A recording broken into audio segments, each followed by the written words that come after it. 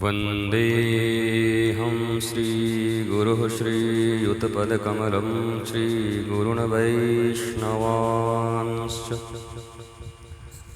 श्रीरूपं साग्रजातं सहगण रघुनाथान्वितं तं सजीवम् साद्वैतं सावधूतं परिजनसहितं कृष्णचैतन्यदेवं श्रीराधाकृष्णपादान् सहगणललिता श्रीविशाखान्वितांश्च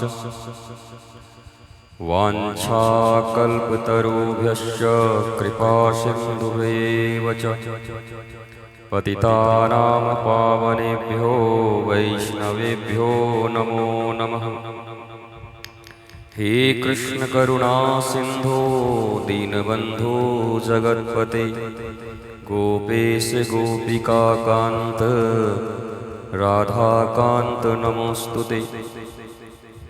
तप्त कांचन गौरांगी श्रीराधे वृंदावनेश्वरी वृषभानुसुते देवी प्रणमामि हरिप्रिय।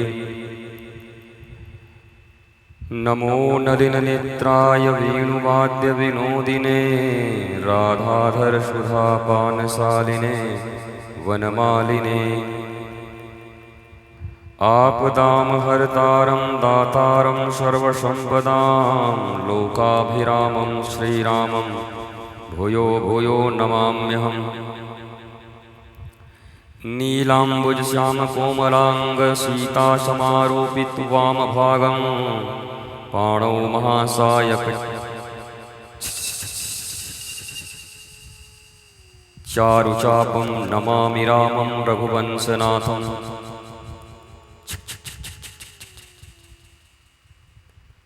नाम संकीर्तनं यस्य सर्वपाप प्रणाशनं प्रणामो दुःखशमनः तं नमामि हरिं परम्। नाम चिन्तामणिरूपं नामैव परमागति नाम्नः परतरं नास्ति तस्मान्नाम उपास्महे। हरे कृष्णा कृष्ण कृष्ण हरे हरे हरे राम राम राम हरे हरे।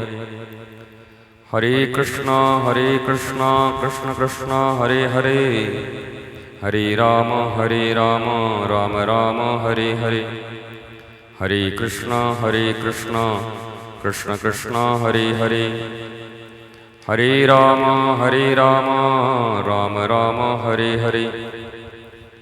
संसारदावानललीढलोकत्राणाय कारुण्यघनाघनत्वं प्राप्तस्य कल्याणगुणार्णवस्य वन्दे गुरुः श्रीचरणारविन्दम्। महाप्रभो कीर्तननृत्यगीतवादित्रमादन्यमनसोरसेन रोमाञ्चकं पाश्रुतरङ्गभाजो वन्दे गुरुः श्रीचरणारविन्दम्। श्रीविग्रहाराधननित्यनानाशृङ्गारतनमन्दिरमार्जनादौ युक्तस्य भक्तांस नियुञ्जतोऽपि वन्दे गुरुः श्रीचरणारविन्दम्। चतुर्विध श्री भगवत प्रसाद स्वादान तृप्तान हरिभक्तसंगान कृत्यैव तृप्तिं भजतः सदैव वन्दे गुरुः श्रीचरणारविन्दम्। उज्ज्वलवरन गौरवरदेहं विलसित निर्वधि भावविदेहं त्रिभुवन पावन कृपयाहलेशं तं प्रणमामि च श्रीसचितनयम्।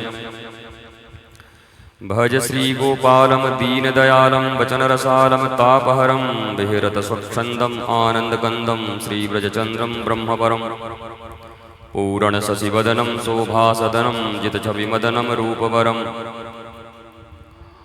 विहरतस्वच्छन्दम् आनन्दकन्दं श्रीव्रजचन्द्रं ब्रह्मपरं पूरणशशिवदनं शोभासदनं जितछविमदनं रूपवरं हलधरवरवीरं श्यामशरीरं गुणगम्भीरं धीरधरम् राजतवनमाला रूपविशाला चालमराला सुरतहरं कुण्डलघृतकर्णं गिरिवरधरणं निज्जनशरणं कृपाकरं गोपीनकृतयङ्गं ललितत्रिभङ्गं लज्जितनङ्गं निरखिपरं जलधरवरश्यामं पूरणकामम् अतिसुखधामं दुःखहरं वृंदावन क्रीडित असुरन पीड़ित ब्रजतीय व्रीडित रसिकवरम भज श्री गोपालम दीन दयालम वचन रसालम तापहरम विहरत स्वच्छंदम आनंद कंदम श्री व्रजचंद्र ब्रह्मपरम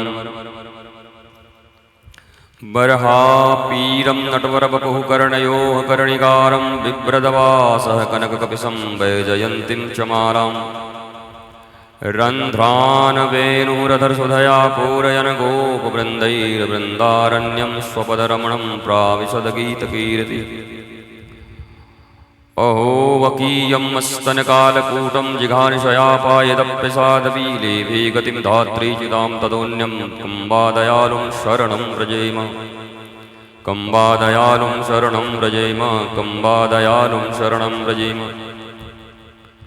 वंशी विभूषितकरान्नवनीरदाभात पीताम्बराद अरुणबिम्बफलाधरोष्ठात् पूर्णेन्दुसुन्दरमुखादरविन्दनेत्रात् कृष्णात् परं किमपि तत्त्वमहं न जाने न गुरोरधिकं तत्त्वं न गुरोरधिकं तपः तत्त्वज्ञानात् परं नास्ति तस्मै श्रीगुरुवे नमः यो ब्रह्मरुद्रसुकनारद भीष्ममुख्यैररक्तो न सहसा पुरुषस्य तस्य सद्यो वशीकरणचूर्णम् अनन्तशक्तिं तमराधिकां चरणरेणुं मनुस्मरामि अलम विषय वार्तया नरककोटि विभत्सया वृथा श्रुति कथा श्रमोपद विभूमि कैवल्यतः परेश भजनोन्नमदा यदि सुखादयः किं ततः परं तुमं राधिका पदरसे मनुमज्जतु मनुमज्जतु मनुमज्जतु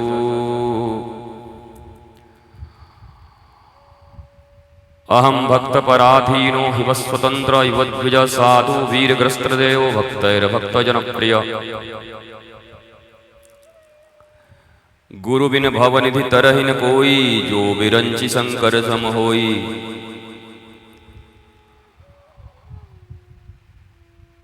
यह तन विष की बेलरी गुरु अमृत की खान शीश दिए जो सदगुरु मिलया तो भी सस्ता जान हरि कृपा तब जानिए जब दीन मनुज अवतार गुरु कृपा तब जानिए जब छुड़ा देवे संसार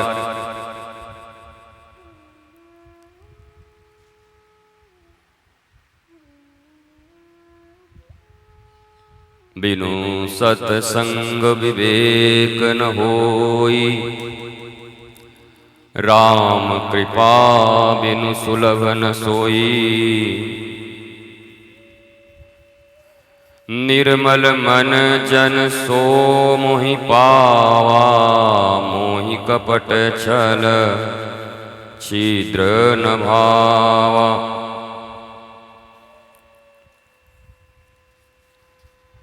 सच्चिदानंद रूपाय विस्फोटपत्यादि हेतवे तापत्रय विनाशाय श्री कृष्णाय वयं नमः यं प्रव्रजन्तं मनुपीतपीतकृत्यं द्वैपायनो विरहकातर आजुहाव पुत्रेति तन्मयतया तरवोभिनेदुस्तं सर्वभूतहृदयं मुनिमानतोऽस्मि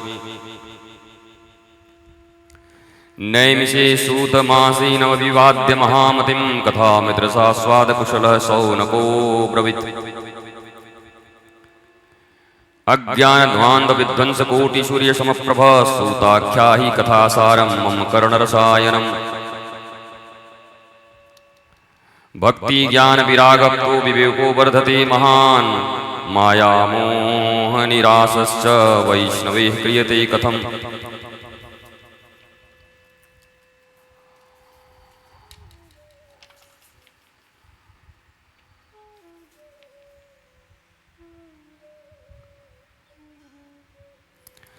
नमस्ये पुरुषं त्वामीश्वरं प्रकृतेः परम् अलक्ष्यं सर्वभूतानामन्तर्बहिरवस्थितम् माया जवनिकाच्छन्नामोघ अदक्षजं व्ययं न लक्ष्यसे मूढदृशा नटो नाट्यधरो यथा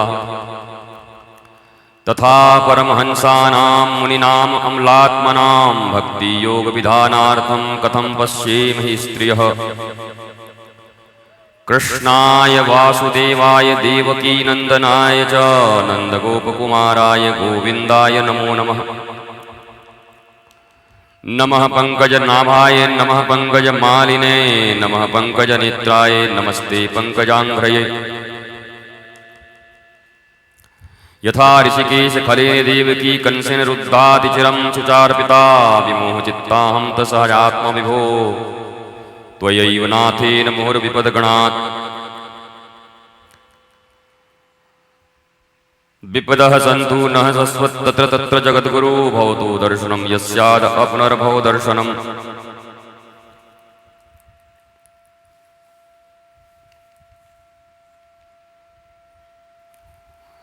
अनंत कोटि ब्रह्मांड नायक परात्पर परब्रह्म भगवान श्री राधा कृष्ण श्री सीताराम जी, अनन्य लाडले श्री हनुमान जी महाराज, भगवान के कृपा के आकांक्षित साधक जीवगण,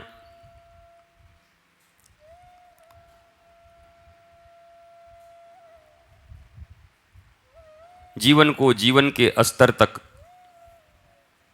समझ लेने की, समझ पाने की आकांक्षा रखने वाले उपस्थित प्रत्येक विद्वान जीवात्मा, जब तक पेट न भरा हो तब तक एक परेशानी है कि पेट भर जाए, पर वास्तव में परेशानियों की शुरुआत होती ही है पेट भरने के बाद।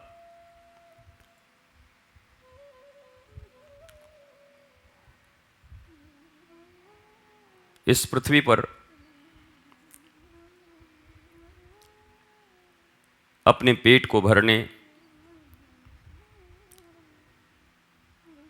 शयन मैथुन इत्यादि करने के लिए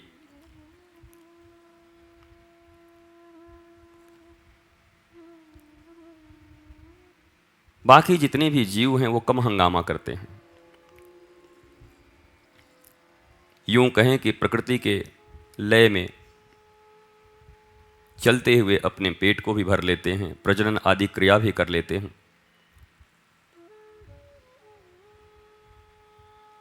बिना प्रकृति को बर्बाद किए, पेड़ों को काटे, किसी चीज को बिना प्रदूषित किए, पृथ्वी के बाकी सारे जीव प्रकृति के साथ पूर्णतः लयबद्ध हैं। एक इंसान ही है जिसने विनाशकारी रास्ता चुना है। सारी पृथ्वी को, वायुमंडल को पॉल्यूटेड करने का जिम्मा किसी जानवर ने नहीं उठाया है। यह सबसे बड़े जानवर हम इंसानों का काम है।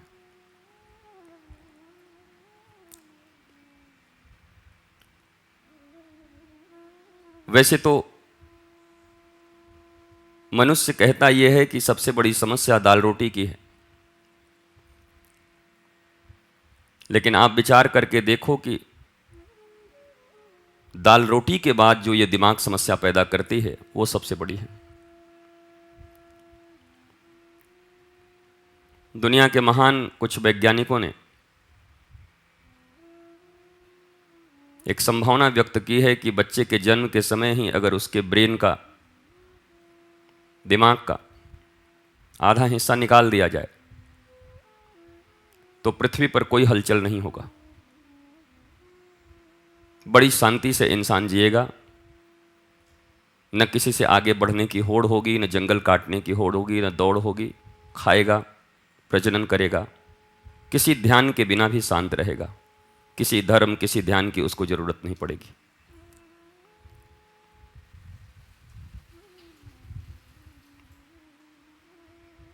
इसका अर्थ यह है कि वैज्ञानिक इस निष्कर्ष पर पहुंचे हैं,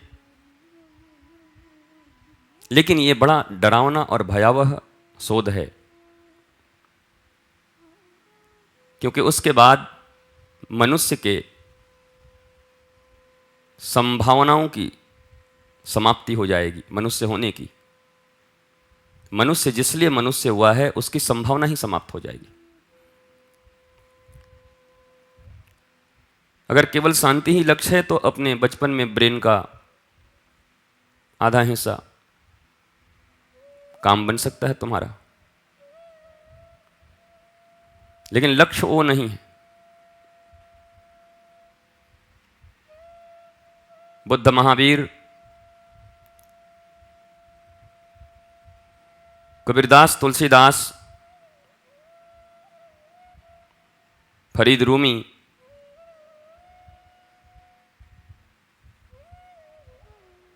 जनाबाई, नामदेव की तरह बुद्धि तो समग्र रहेगी, लेकिन बिना किसी हंगामा के अपने उच्चतम सीमा तक। मनुष्य में न्यूनतम सीमा तो है,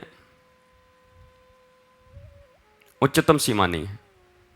जानवरों की उच्चतम सीमा भी निर्णित है पहले से, क्या करना है, किस लिए आया है, कितने दिन रहेगा, क्या खाएगा, उससे ज़्यादा उसको कुछ नहीं करना। उसका हंगामा ही नहीं है। तुम देखो एक शेर का पेट भर जाने के बाद और वो वासना भी, काम भी महीने में एक बार शेरनी के पास जाता है, स्वस्थ है वो, उसको जरूरत नहीं, बहुत हंगामा नहीं करता वो। पेट भरा हो तो कभी नहीं उठेगा वो, न शेर न शेरनी।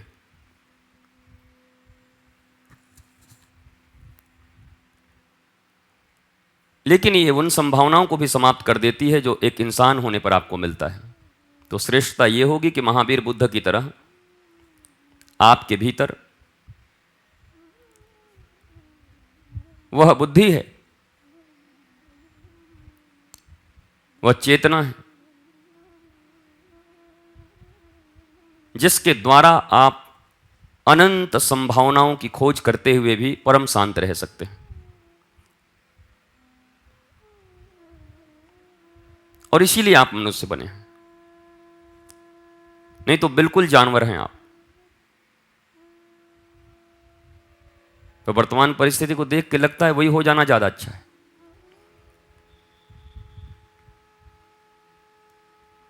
खाओ, बच्चा पैदा करो, चुपचाप शांति से घर में बैठे रहो, सोच ही नहीं है कोई, न किसी से ईर्ष्या है, न किसी से प्रतियोगिता है, न कुछ जमा करने की हवस है। दरअसल ये जमा करने की हवस कोई खराब नहीं है, बुरी नहीं है। कुछ न कुछ पाने का जो हवस है इंसान के भीतर, ये उसकी नैसर्गिक स्वाभाविक हवस है, होना ही चाहिए।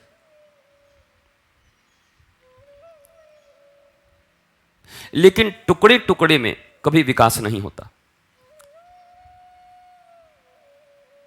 टुकड़े टुकड़े में हमारे जीवन के कब टुकड़े हो जाते हैं कुछ पता नहीं।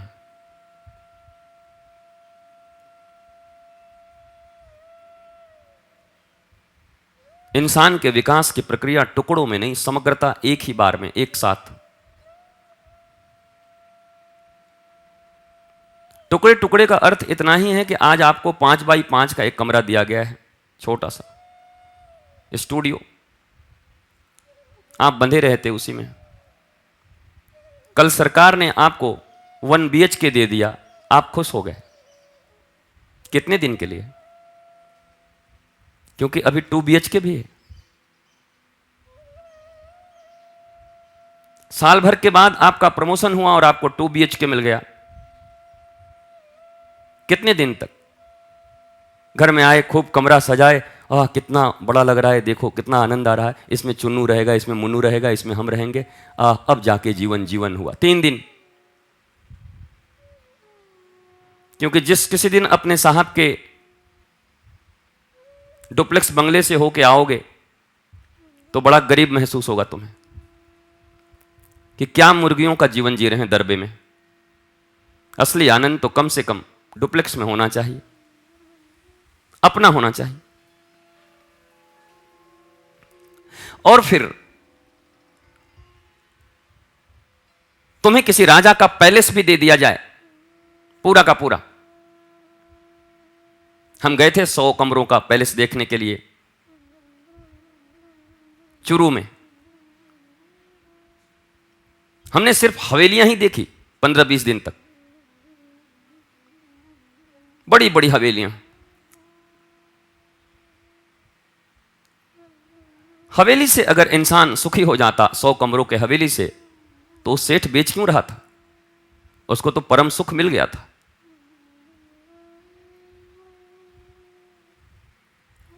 सारी हवेलियां बिक रही, बेचने वाले को पता चल गया कि इसमें कोई रस नहीं है, खरीदने वाले को अभी उसमें रस नजर आता है, 2 साल के बाद पता चलेगा कि इसमें कोई रस नहीं है।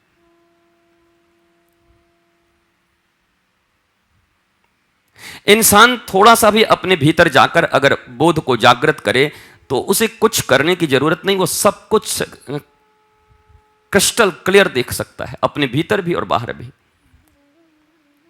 कि जिस सुख की प्राप्ति के लिए मैं जहां जाना चाहता हूं, यह बंदा इसको छोड़ना क्यों चाहता है।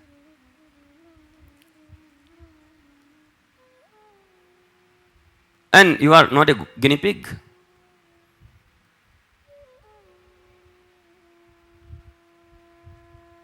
तुम जानवर नहीं हो जिस पर सभी दवाइयों का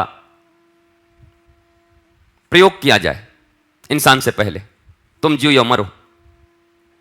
लेकिन अफसोस की बात है कि हर एक इंसान ने अपने जीवन को गिनी पिग की तरह बना लिया है। हम उन महान महापुरुष बुद्ध पुरुषों के जीवन से कुछ सीखने को राजी नहीं है।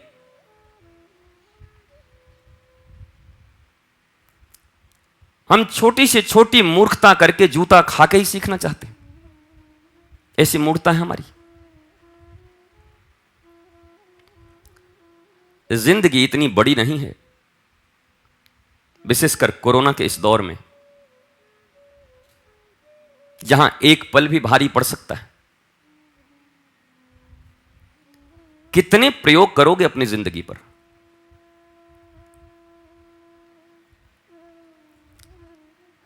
अब यह जिंदगी प्रयोग करने के लिए नहीं, अब यह जिंदगी जीने के लिए। पर यह भी जरूरी है कि उसके लिए एक निश्चित राह होना चाहिए, एक बोध होना चाहिए। बिना बोध के तो इतने साल से जी ही रहे हो और दुख पा रहे हो, नरक पा रहे हो।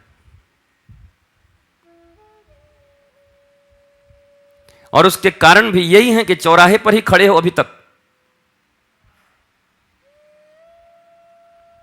किसी मार्ग को तय नहीं किया पूरी तरीके से तुमने।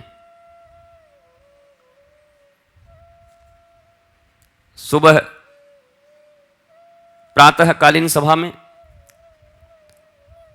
हमने हंसते हुए छुलुक मुत्ती का नाम लिया था। यह वास्तव में हमारा जीवन ही छुलुक मुत्ती है। इतने सारे रास्ते खोल लिए हैं, छुलुक छुलुक छुलुक करते करते चैन कहीं नहीं।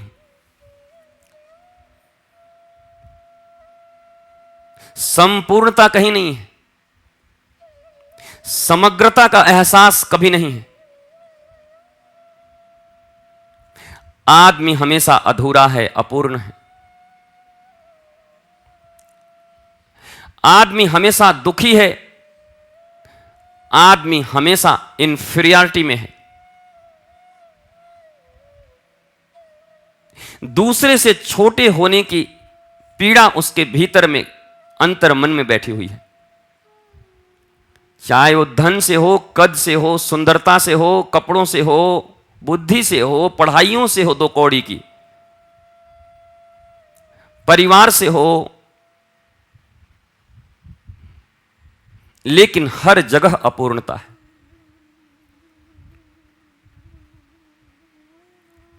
किसी भी एक चीज से तुम अपने भीतर में संपूर्णता का एहसास नहीं कर पा रहे हो।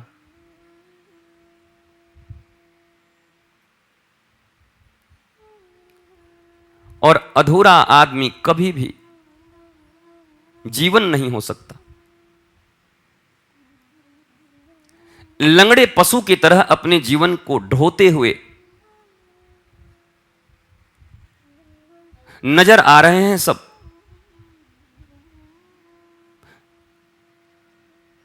जिंदगी आनंद नहीं रह गया, जिंदगी एक संघर्ष बन गया।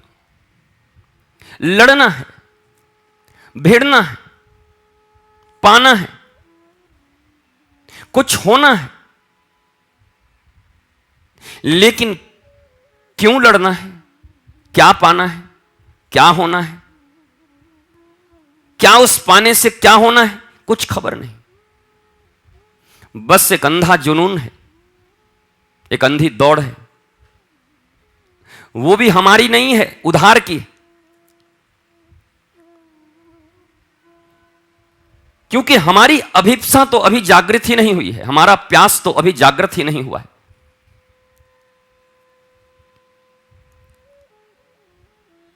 जिस घर में तुम बैठे हो उस घर में आग लग जाए तो तुम किसी पंडित, पुरोहित, किसी गुरु, किसी ज्योतिष से ये पूछने जाओगे कि आग लगने पर क्या करना चाहिए? कि अपने समग्र प्राणों के साथ तुम उस आग के जगह को छोड़कर अपने प्राण को बचाना चाहोगे? या मुहूर्त दिखवाओगे या किसी को फोन करोगे कि घर में आग लगने पर क्या किया जाता है? या शास्त्र खोलोगे कि गीता खोलोगे कि कृष्ण ने क्या कहा कि आग लगने पर क्या करना चाहिए? तब तक तो तुम और गीता दोनों जल जाओगे। तुम्हारे साथ कुरान, बाइबल, गुरु ग्रंथ सब जल जाएंगे।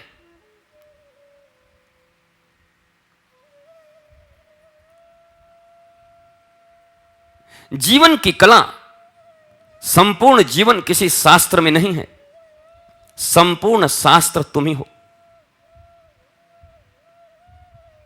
चलते फिरते जीते जागते शास्त्र तुम्हारे भीतर है। ये जितने मोटे मोटे शास्त्र तुम देखते हो, इसके तुम प्रैक्टिकल या मैं कहूं कि डेमो, ये अक्षरों में है, तुम चलते फिरते हो। इन शास्त्रों में दुखों का वर्णन है, दुख तो तुम महसूस कर रहे हो, पढ़ने क्या जा रहे हो? मैं दुखी हूं यह जानने के लिए शास्त्र पढ़ने की जरूरत है? मैं हर पल दुखी हूं। दुख का कोई ठिकाना नहीं इस लॉकडाउन के कारण। और इस लॉकडाउन में भी अब नया लॉकडाउन अपने आश्रम के लिए, मानो पहाड़ ही गिर गया हमारे ऊपर। दुख कहीं ढूंढना है, दुख कहीं देखना है, दुख किसी से पूछना है। हर पल उसी का एहसास है।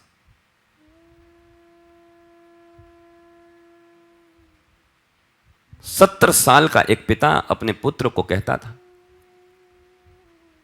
कि अब देख मेरे जाने का समय आ गया, तू भी तो कुछ पढ़ा कर, कुछ शास्त्रों का अध्ययन किया कर, कभी मंदिर जाया कर, कभी दर्शन कर आया कर, कुछ भक्ति भी कर लें। पुत्र ने बड़ी सावधानी से कहा कि जब से आप 22 साल के हो तब से मैं भी पैदा हो गया हूं, और 4 साल से मुझे होश आ गया है। मैं लगातार 40 साल से तुम्हें देख रहा हूं, कुछ करने का नतीजा। तुम कुछ कुछ करके भी इस स्थिति में हो। कुछ मंदिर गए, कुछ भक्ति किया, कुछ कथाएं सुनी, कुछ गीता के चंद अध्याय पढ़ लिए, चंद श्लोक रोज दोहरा लिया। पर क्या कहूं पिताजी, आपका यह दुखी जीवन देखकर मुझे कुछ करने की इच्छा नहीं होती, बल्कि मैं तो उस दिन का इंतजार कर रहा हूं जिस दिन सब कुछ कर सकूं। मैं तैयारी कर रहा हूं सब कुछ की, क्योंकि कुछ कुछ के परिणाम मुझे देखने के लिए कहीं और जाने की जरूरत नहीं है। तुम मेरे बाप हो, तुम्हारे भीतर ही देख रहा हूं कुछ कुछ करने से क्या होता है। कुछ कर लेने से, कुछ पूजा कर लेने से, कुछ पंडितों की कथा सुन लेने से, कुछ अनंत चतुर्दशी के व्रत कर लेने से, कुछ प्रदोष व्रत कर लेने से, कुछ बरगद के पेड़ों में डोरे बांध लेने से, ये सब मैंने देख लिया है। तुम्हारे कुछ कुछ का नतीजा विगत 40 सालों से मैंने तुम्हें बहुत दुखी देखा है पिताजी, अतृप्त। इसलिए मैं कुछ नहीं करूंगा। ये कुछ बहुत खतरनाक है, न इधर का न उधर का। मैं सब कुछ करने के मूड में आ चुका हूं। और यह घटना कलकत्ता की है, सच्ची घटना है। और एक समय ऐसा आया जब वो व्यक्ति गया समग्रता से, और जैसे मीरा गिरधर में समा गई थी वैसे ही मंदिर में जाकर प्रभु में ही समा गया। एक ही दिन गया। क्या हुआ था? अपने भीतर के दुख को, अपने भीतर के प्यास को बड़ी गहराई से उसने महसूस किया। हमारी तकलीफ यह है कि दुख हम महसूस करते हैं पर पूरा दुख नहीं है अभी। रामकृष्ण परमहंस के पास जब वो व्यक्ति आया और कहा मुझे ईश्वर का दर्शन करा दो, तो बोला चलो पहले स्नान करके आ जाते हैं। स्नान करके फिर बात करते हैं पंचवटी में बैठकर, हो सकता है बहती हुई धारा में भी तुम्हें कुछ सिखा दूं। वो व्यक्ति उस समय हंसता था, पागल आदमी लगता है, धारा में क्या सिखाएगा ईश्वर, हो सकता है कमाल का आदमी है, लोग ठाकुर कहते हैं कुछ कर भी सकता है। और क्या किया आप सबको पता है, बहती धारा में ले गया, पटक के रामकृष्ण ने गर्दन दबा दिए उसके। और फिर आगे की कथा बाकी बैठे हुए तोता और सुन रहे तोताओं को पता होगी। कथा पता ना होगी ऐसा तो नहीं हो सकता, पर जीवन में ऐसा कभी हुआ नहीं तुम्हारे साथ और होने की संभावना भी नहीं दिखती, क्योंकि सुन लेने को ही तुमने ज्ञान मान लिया है।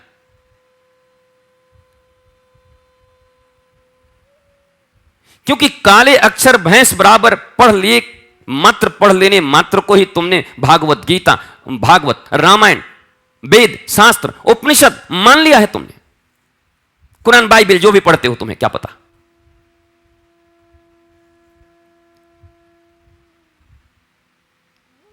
पर तुम्हारे भीतर में कभी गहरी अभिप्सा अभी तक उत्पन्न नहीं हुई।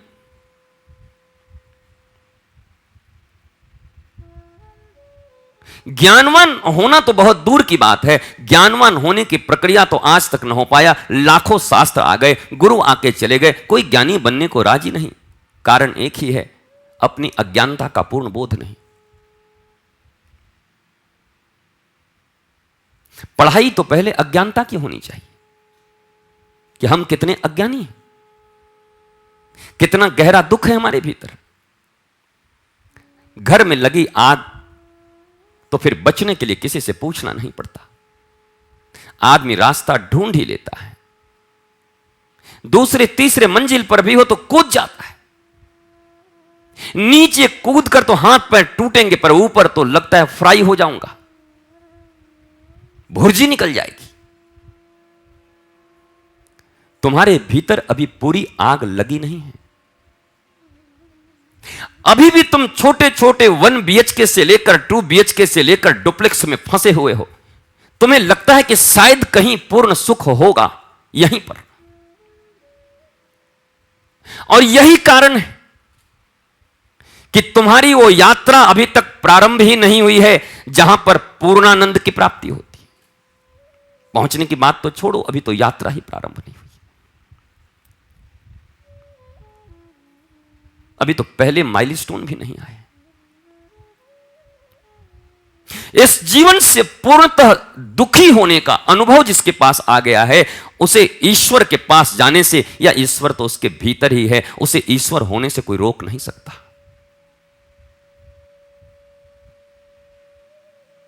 उसे कृष्णदास होने से कोई रोक नहीं सकता। सबसे बड़ी गंभीर बात है कि हमें उस दुख का एहसास नहीं। एहसास है भी तो जैसे मलमूत्र पर गुलाब की पंखुड़ियां डालकर हमने ढक दिया। कभी गहरे में अवसाद उठा तो सिनेमा देखकर उसका मनोरंजन कर दिया 3 घंटे तक। कभी गहराई से वितृष्णा उठी, प्यास उठा, जो कि तुम्हारे बुद्धत्व होने की सूचना दे रहा था, लेकिन तुमने क्या किया, एक बोतल शराब भीतर ढकेल कर उस बुद्धत्व की कब्र खोद डाली। वहीं पर तुमने टेम्पररी रिलीफ खोजे, तुमने टुकड़े टुकड़े में सुख को खोजा। समग्र आनंद की अभिप्सा तुम्हारे ऊपर भीतर कभी उठी ही नहीं अभी। इसलिए जीवन का पहला ज्ञान यही है कि ये छोटे छोटे टुकड़े मुझे एक दिन मार डालेंगे। मेरे अत्यंत प्रिय और बरसों से, दशकों से मेरे प्रिय झारखंड के एक बहुत लोकप्रिय लीडर, जिनका अभी 2 दिन 3 दिन पहले देहांत हुआ, श्री राजेंद्र प्रसाद सिंह, एकीकृत बिहार में ऊर्जा मंत्री, बिहार झारखंड जब दोनों एक था, उसके बाद भी कई बार मंत्री, उसके बाद विपक्ष के नेता, बड़े बड़े पदों पर, मजदूर यूनियन के पूरे भारतवर्ष के लीडर।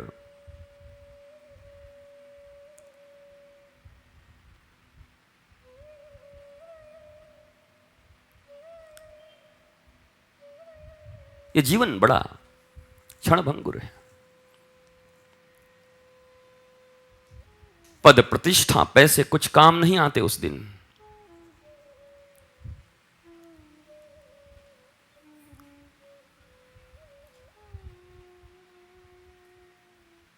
आदमी नेक थे, उनकी नेकी जरूर उनके साथ गई है, धर्म में है, धर्म गया होगा, बाकी तो कुछ न गया।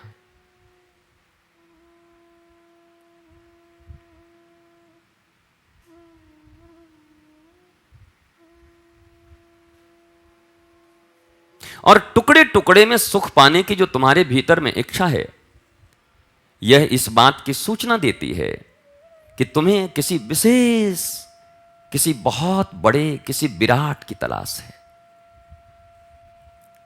नहीं तो तुम संतुष्ट हो जाते।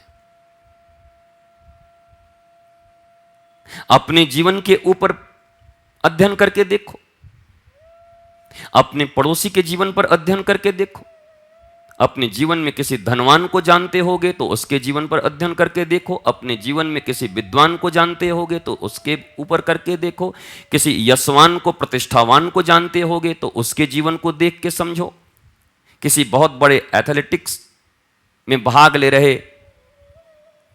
एथलेटिक महापुरुष को जानते होगे तो उसका जीवन देख लो, किसी से मित्रता हो आसपास में, देखने का अवसर हो।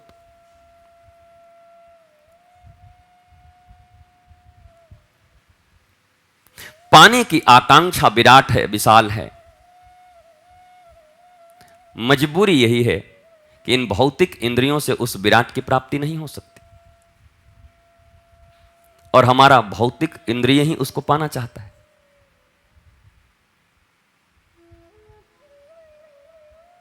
हमें ऐसा लगता है इन इंद्रियों से ही सब कुछ महसूस किया जाता होगा, तृप्त हुआ जाता होगा। ये दुनिया की पहली भूल है इंसान की। यह सीमित है, तुम्हारी चाह असीमित की है। यह क्या मैं प्रवचन कर रहा हूं, तुम्हें समझ में नहीं आ रहा कि तुम्हारी चाह असीमित की? अपना तो बस 2 रोटी और 2 कपड़ा मिल जाए, हां समझ आता है मुझे। और अगर बात यहां पे आके रुक गई है तो बहुत बड़ी बात हो गई है। लेकिन तुम्हारा मन भी जानता है कि मन रुका नहीं, ठहराया गया है जबरदस्ती। लाचारी में ब्रह्मचारी बनाया गया है इसको। पर यह अवस्था बहुत दिनों तक टिकने वाली नहीं है।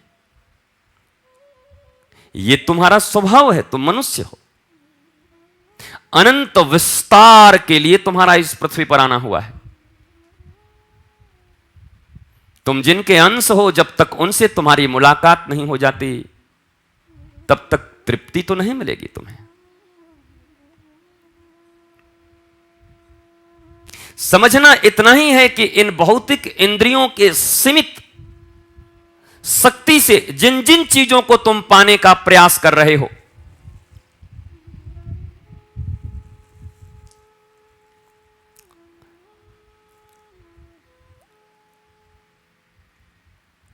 इन इंद्रियों के टॉप मोस्ट वस्तुओं को पा लेने के बाद भी तुम्हारे भीतर आज जो है इससे ज्यादा बेचैनी होगी, इससे ज्यादा व्याकुलता होगी, इससे ज्यादा डिप्रेशन में होगे, बड़े पगलेट टाइप के इंसान होगे तुम।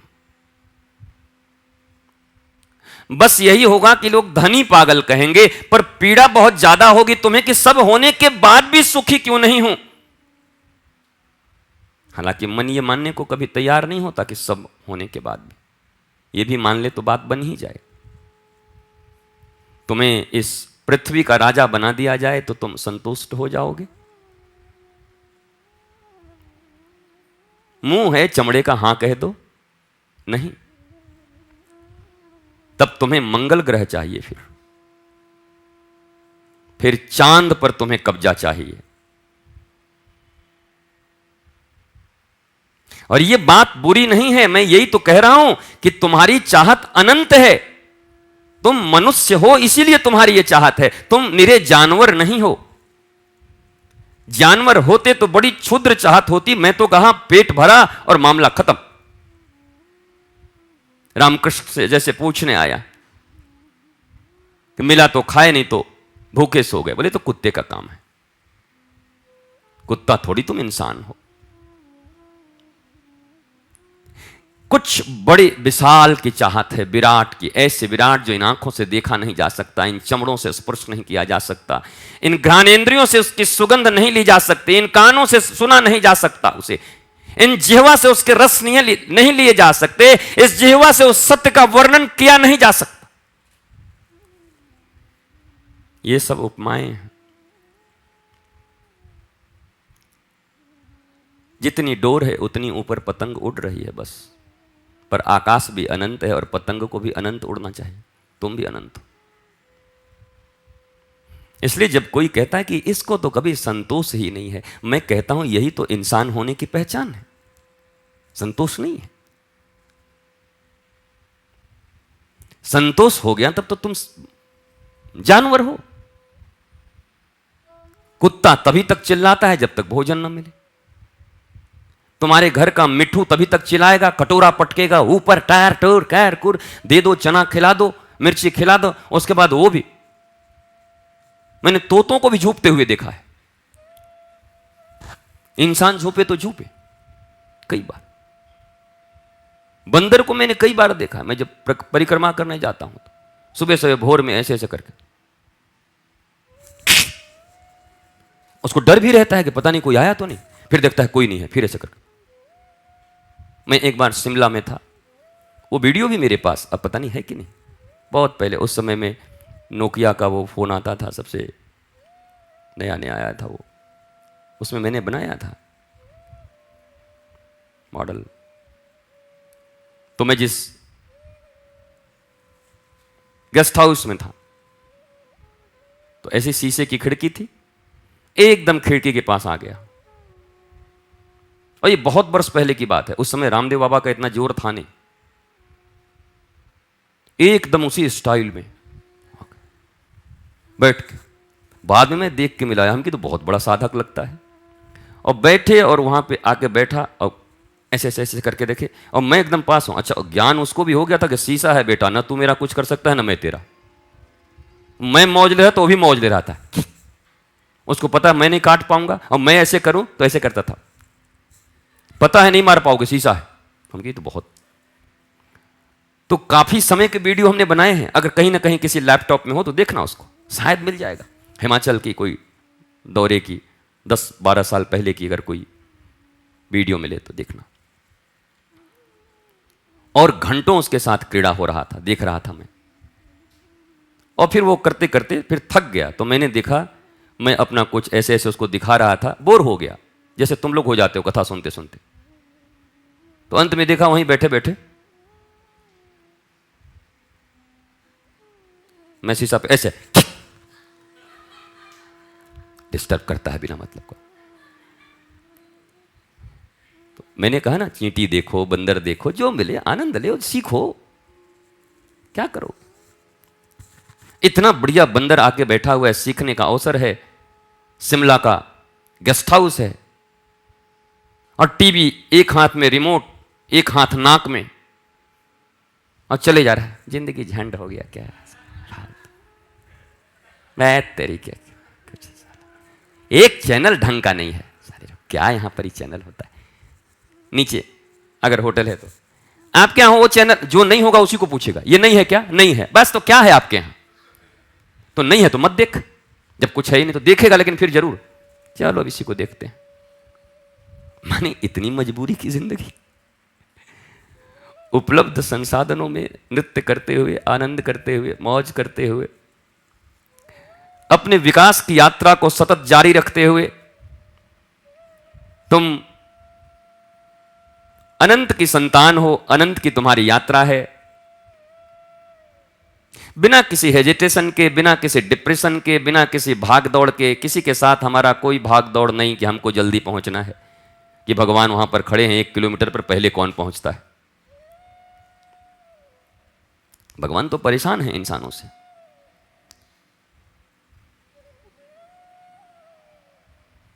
पूरी पृथ्वी थी, पूरे जानवर थे, भगवान बहुत आनंदित थे। किसी को कोई मतलब नहीं, अपने तरीके से सृष्टि चल रही है, जानवर हैं, भगवान चुपचाप। कोई जानवर मंदिर नहीं बनाया, जाके उनका खोपड़ी नहीं चाटा बना के। ये जब से हम आए इतना मंदिर बना के 24 घंटे खोपड़ी चाट रहे हैं उनका। अब बचा खुचा तो मैंने तुम लोगों को सिखाई दिया है, और रात में भी मत सोने देना, हरे कृष्ण छोड़ना मत। भगवान सुनते हैं, एक बार परेशान हो गए और उन्होंने कहा कि क्या करूं, कहां जाऊं इन नामुरादों से, पीछा कहां छुड़ाऊं, चैन नहीं लेने देते। एक आरती, एक दर्शन इनका बिना मांगे समाप्त नहीं होता। ये ससुरे भिखारी के औलाद हैं। तो बगल में किसी ने कहा कि नहीं ठीक, उनको लगा मेरी ही संतान है। अब गुस्से में भगवान बोल गए, भिखारी की औलाद हैं पर हम तो भगवान की संतान हैं। तो सारे देवताओं की मीटिंग करी भगवान ने, पूछा, कोई कुछ कहे, कोई कहे चांद पे चले जाइए, कोई कहे सूरज के पीछे छिप जाइए, कोई कहे पाताल में चले जाइए, कोई नहीं मिलेगा, इस ग्रह पे चले जाइए। भगवान ने कहा ये भगवान है, सब मालूम होगा उनको। नील आर्मस्ट्रांग आएगा, चांद पे छोड़ेगा नहीं ससुरा, वहां भी पहुंच जाएगा। भले ही सचमुच का न जाएं पर अक्षय कुमार मिशन मंगल जरूर कर लेंगे। उनको पता था ये छोड़ेंगे कहीं नहीं। तब किसी एक सबसे बुजुर्ग, इसलिए कहता हूं बुजुर्गों का सम्मान करो, वृद्धों का, सबसे जो वृद्ध देवता थे, धीरे से कान में कहे, ठाकुर जी एक ही उपाय है क्या? बोला इंसान के भीतर ही छिप जाइए। ये सारी दुनिया में खोजेगा, चांद तक जाएगा, मंगल तक जाएगा, पाताल तक जाएगा, पर अपने भीतर नहीं जाएगा ये खोजने को, क्योंकि इसकी आदत है बाहर झांकने की। और हुआ भी यही। सारी दुनिया खटखटा गए। वैष्णो देवी की सीढ़ियां पे सीढ़ियां चढ़ के टखने तोड़वा गए। ग्रीसिंग कम हो गई टखने की। त्रिपाठी का हमारे साथ रामेश्वरम जाके इतना जगह स्नान किया, 12 कुआं की 14 कितना 17 70 कुआं है। बोले सब कुआं पे स्नान करते हैं। और घुटना टेक टेक के, पहले ही से घुटना खराब था। वहां से आया तो बोला मेरा गुरुजी मेरा घुटना कुआं हो गया। वो तो अब तक रिप्लेस करवा लेता, मैं रोक के रखा हूं। मैंने 2 फोटो उसके पास भेज दिए। भारत के पूर्व प्रधानमंत्री अटल बिहारी वाजपेयी और शंकर दयाल शर्मा राष्ट्रपति। मैंने भूल के मत करवाना। अभी अनंत उपाय हैं तुम्हारे पास। अपने डाइट बदल दो, रहन सहन बदल दो, प्राकृतिक चीजों का उपयोग करो, सारी लुब्रिकेंसी वापस आ जाएगी। हड्डियों में क्षमता है कुछ खुद बढ़ जाने की।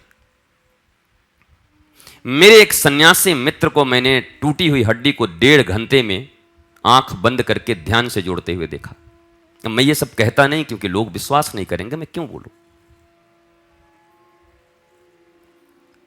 टूटी हड्डी ऐसे ही बैठकर 1.5 घंटे तक अनफिट।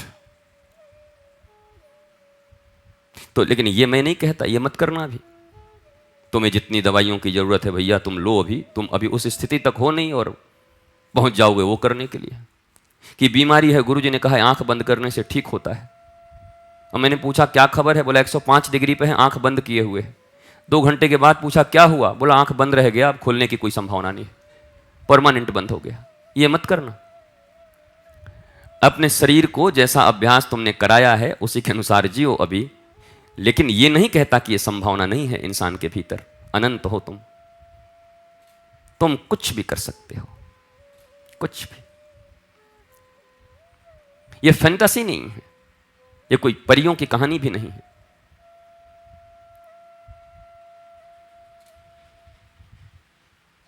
मिस्ट्री भी नहीं है, मिस्ट्री तुम्हारे लिए है।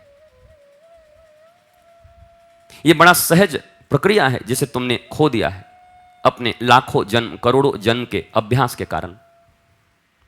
इसे गेन कर लेना बहुत सहज है।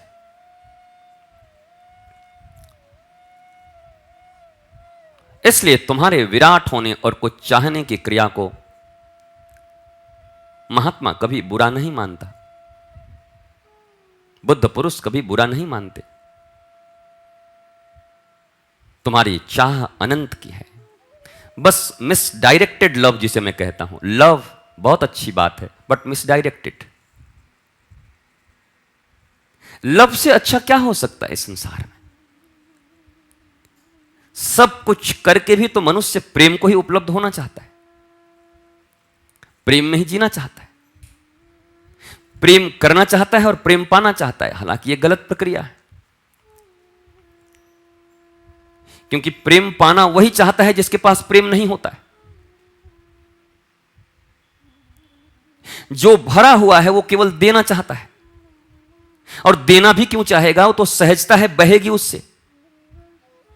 मैंने कई बार कहा कि फूल को सुगंध देना नहीं पड़ता, वो उसका स्वभाव है। वो तुम्हारे ऊपर कोई अनुग्रह नहीं करता, तुम्हारे ऊपर कोई दया नहीं करता, कोई सोशल वर्क नहीं करता।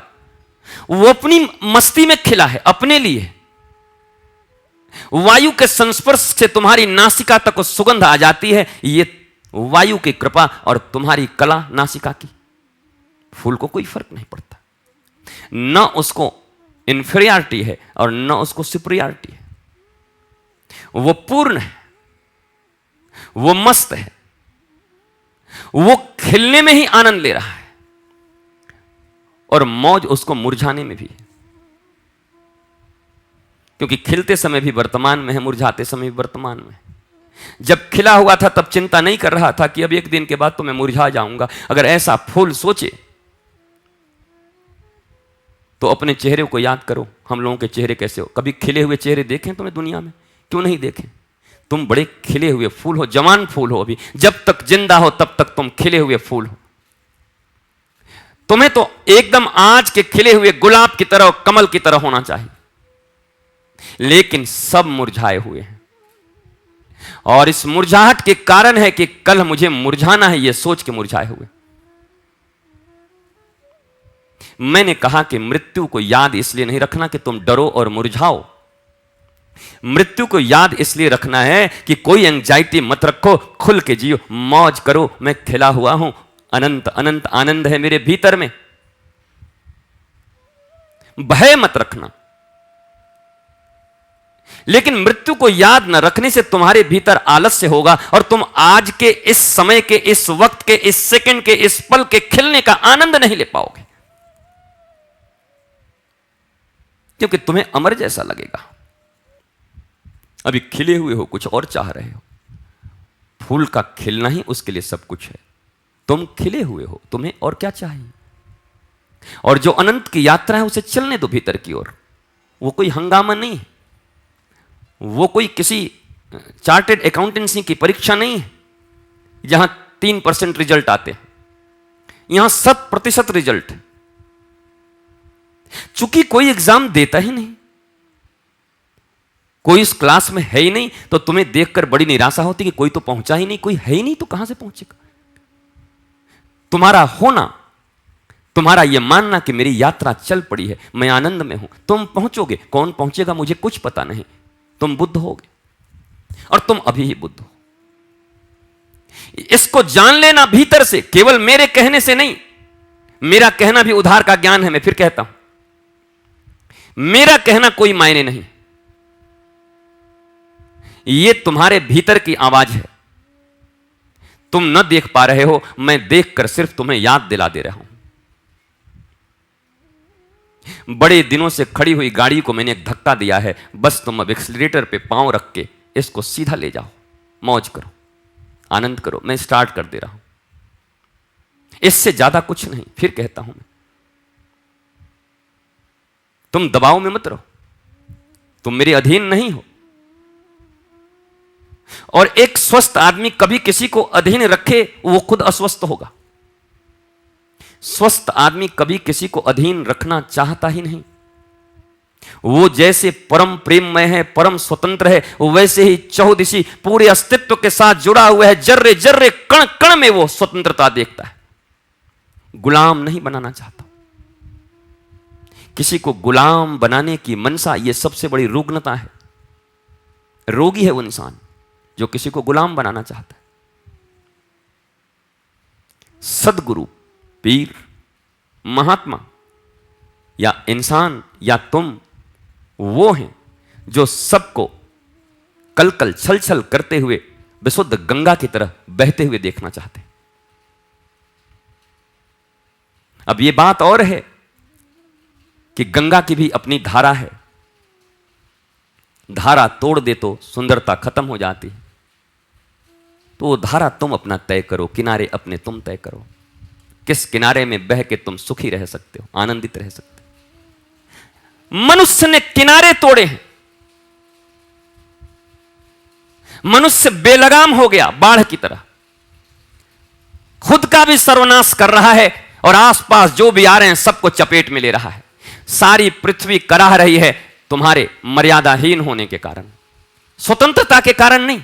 गंगा स्वतंत्र है, स्वतंत्र बह रही है, कोई नहीं रोक रहा, किसी के रोके रुक भी नहीं रही है।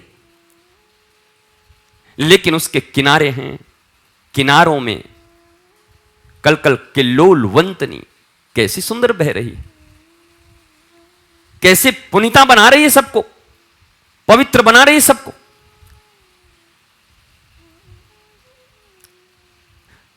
इसलिए गुलाम बनाने में किसी सत्पुरुष का कभी कोई इंटरेस्ट नहीं रहा है, बल्कि तुम्हारी गुलामी से मुक्ति देने के लिए जो तुम मन के गुलाम हो, जिसने तुम्हें अनंत दुख दिए हैं, जिसने तुम्हें जानवरों के स्तर पर जीने के लिए मजबूर कर दिया है।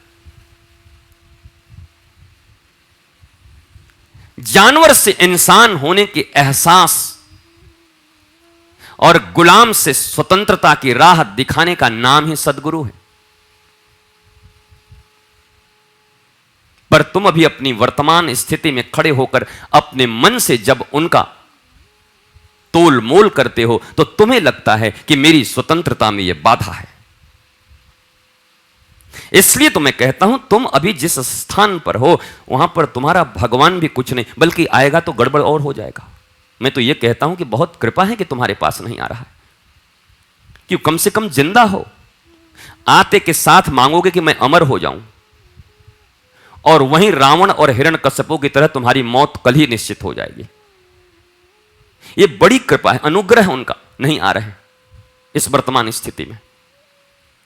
क्योंकि तुम हो जाओ, उसके बाद भगवान आए तो बात बन जाए। उससे भी ऊपर एक बात कहूं, जब तुम हो जाओ तो किसी भगवान की जरूरत क्या है।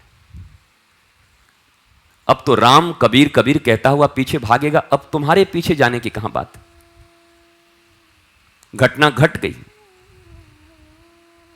इस अवस्था में हो, इसलिए तुम्हें लगता है भगवान मिल जाते तो मैं ये मांगता। मैं सत्य कहता हूं, तुम इंसान हो, उठो। तुम्हें जो आयाम दिए गए हैं अपने आयाम पे खड़े हो जाओ। पीछे कृष्ण आकर कहेंगे, आज मैं तुम्हें बंसी बजा के सुनाना चाहता हूं। तुम कहोगे, ठाकुर जी राधा रानी को सुनाओ ना, मैं बहुत आनंद में हूं। बुरा मत मानना ठाकुर जी, प्लीज ठाकुर जी।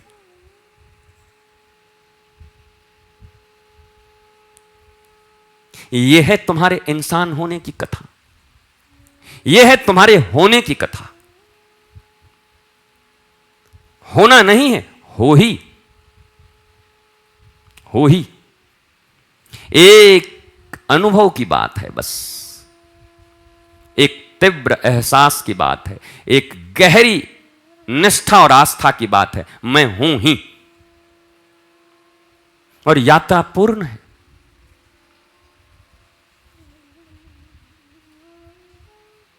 किसी वर्ल्ड कि बहुत बड़े मल्टीनेशनल कंपनी में सीईओ की जरूरत थी। विज्ञापन निकाले गए थे।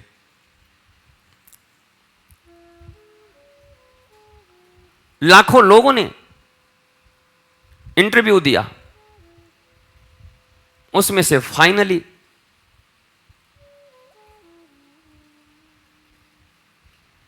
5 लोगों का सिलेक्शन हुआ।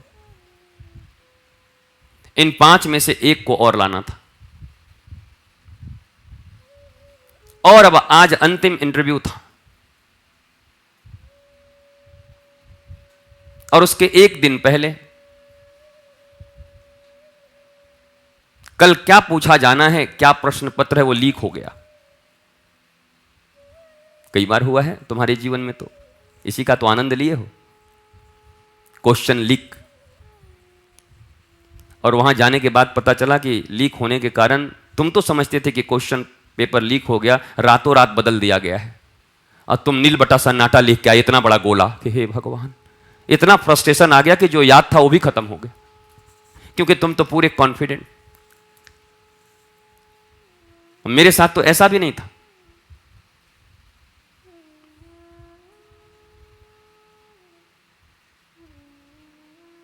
अब मैं वो सब कहना नहीं चाहता।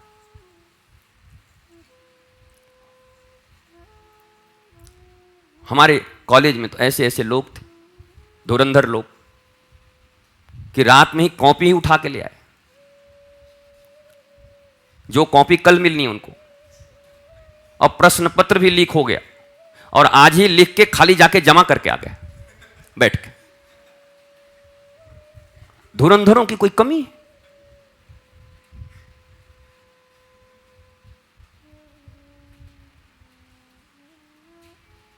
नहीं समझे? समझ के बस ऊपर का उस समय में उतना नहीं था कि हो सकता है तुम्हारी चोरियों के कारण हर पन्ने पे कोई मार्क लगा होता हो। ऊपर के जो होते हैं उसमें छपा होता है, तो अंदर का माल पूरा लिख के ले गया, वो ऊपर का निकाल के इसमें फिट किया, वो लेके आ गया, चकाचक नंबर पाया। और जो पढ़े पढ़े मरे थे उनका 22 नंबर आया, और वो कॉलेज टॉप हुआ। अब पिताजी ने उसको मोटरसाइकिल दिलाई, और जो पढ़ के मर रहा था उसकी साइकिल भी छीन ली उसके बाप ने, कि नालायक तो साइकिल पे चढ़ने के लायक नहीं। ये है संसार की योग्यता उपयोगिता परीक्षाएं, सब निष्क्रिय, व्यर्थ। उन 5 को पता चल गया कि कल क्या प्रश्न मिलना है। प्रश्न यह था कि सबको एक विशाल हॉल में, किले में बंद किया जाएगा, और बड़ा सा एक ताला होगा, और ताला डिजिटल होगा। डिजिटल मतलब नंबर से खुलेगा।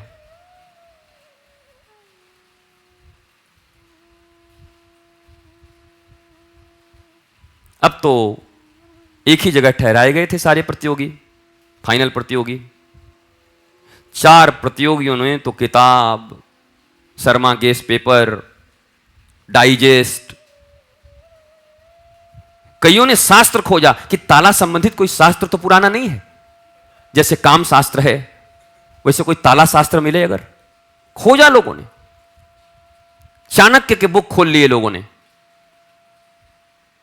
खूब रात भर मेहनत चली, एक थ्योरी को और एक प्रैक्टिकल को न छोड़ा।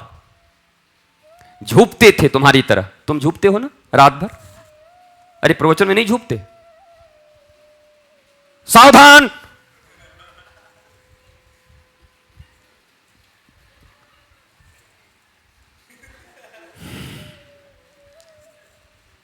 अव्यक्तानंद कभी भी जब सोने के बाद सावधान करने के उसके बाद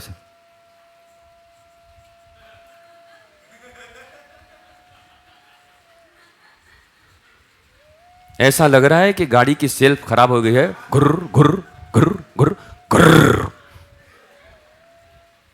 कई बार देखा मैंने सोचा सेल्फ होगा बेचारे का, 3-4 बार के बाद ही स्टार्ट होता होगा, फिर ऐसे खुलता होगा, लेकिन 5वीं बार ऐसे से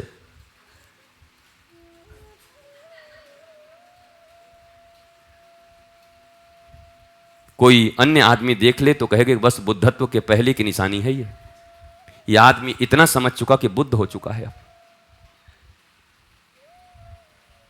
निश्चित मानो मेरे जाने के बाद इसके चरणों में गिरेगा वो कि कैसा अनुभव हुआ जब आपको संबोधि प्राप्त हुई।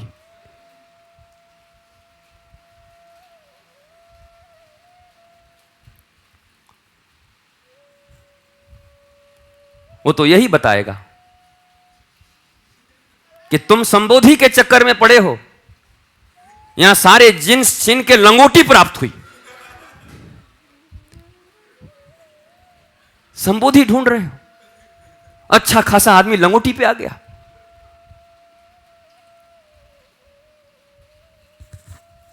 और अगर इसी को संबोधि कहते हैं तो मैं आशीर्वाद देता हूं कि तुम्हें भी जल्दी ये लंगोटी मिले। ऐसा आशीर्वाद तो आदमी बहुत देता है लोगों को।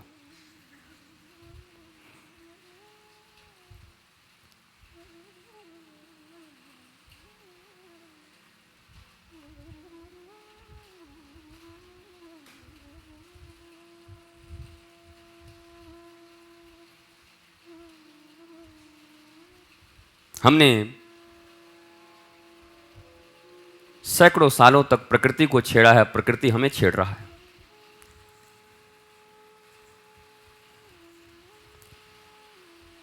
तुम छेड़खानी करोगे तो तुमसे भी तो होगी ना, छेड़ाओ अब बैठ के।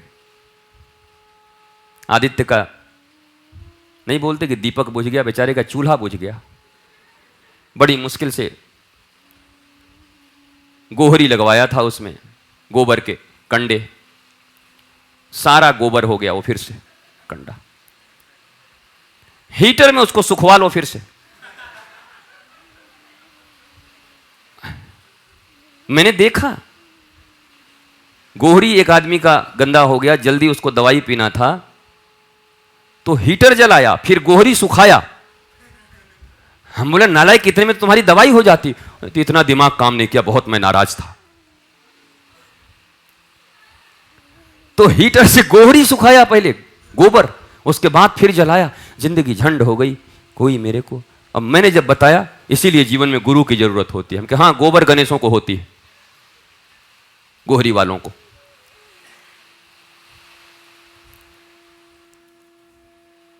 हमारे ब्रज में क्या रिमझिम करके बारिश हो रही है। फेसबुक वासियों,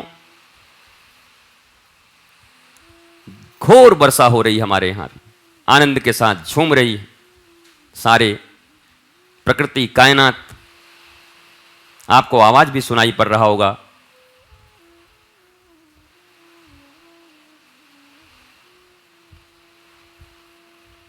ऊपर में टिन लगा हुआ है, अगर आप चाहते हैं कि आवाज बढ़िया आए तो जल्दी इसकी व्यवस्था कराइए फेसबुक वासियों। हमारा क्या, तो हम तो सुखी हैं, हम तो साधु लोग हैं, हमें कुछ नहीं चाहिए।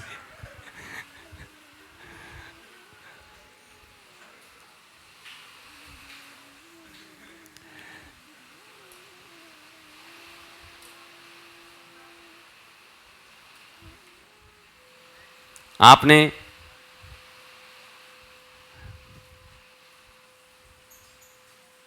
मौके पे धोखा देते हुए लोगों को देखा है।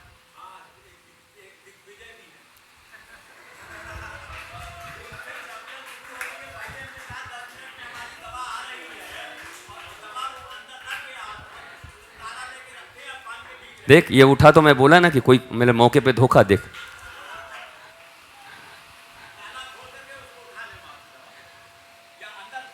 जाइए भाई दिग्विजय जी, दवा उठा लो।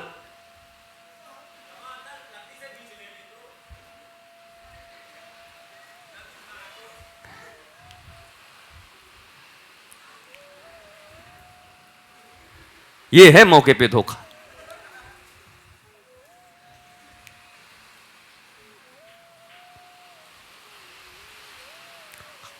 हम थ्योरी में विश्वास नहीं करते,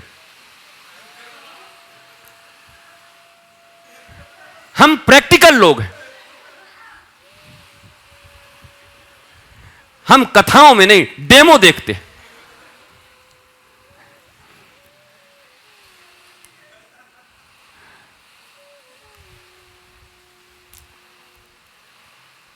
ये यात्रा बड़ी हसीन है, बड़ी रंग है। बस एक बार भीतर के प्यास को गहराई से, बिना सिनेमा गए, बिना शराब की बोतल भीतर डाले, बिना नशा किए, जो कुछ देर तक भूलने का प्रयत्न कर रहे हो, भीतर लगी इस प्यास को उठने नहीं दे रहे हो। मैं बस उतने दिन तक शराब के लिए मना कर रहा हूं, उतने दिन तक ये पिक्चर और किसी लड़के लड़की के साथ मन बहला लेने के लिए मना कर रहा हूं, जब तक भीतर उस संपूर्ण प्यास की खबर तुम्हें न मिल जाए कि तुम जल रहे हो।